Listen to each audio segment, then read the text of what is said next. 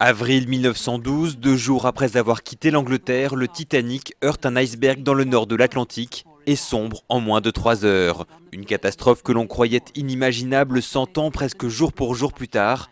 Et pourtant, le naufrage du Costa Concordia souligne aujourd'hui encore l'extrême fragilité des paquebots engagés dans une course au gigantisme. Si on comparait par exemple avec un Titanic ou un France, ces navires aujourd'hui seraient presque des porte-clés par rapport aux plus gros paquebots qu'on peut avoir en activité. On a des navires qui sont sortis, navires de croisière, qui font plus de 8000 passagers.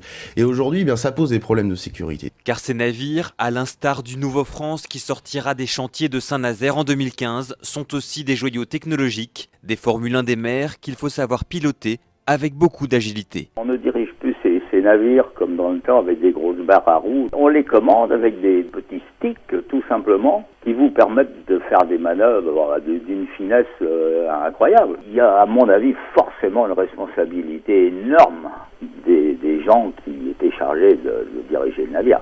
En effet, le Costa Concordia aurait largement dévié de sa trajectoire. Le bateau, en tout cas, il a un cap qui est très étonnant. Et on le voit se rapprocher inexorablement de la côte. L'équipage a dû s'en rendre compte et a tenté une manœuvre d'urgence. Et c'est peut-être à ce moment-là que, justement, le bateau a viré de bord et que l'arrière du navire, qui a chassé un peu comme si une voiture faisait un dérapage, est allé s'encastrer dans le rocher. Pour expliquer ce changement de route, plusieurs hypothèses, parmi lesquelles une négligence de l'équipage ou encore une panne électrique qui aurait pu dérégler les instruments à bord.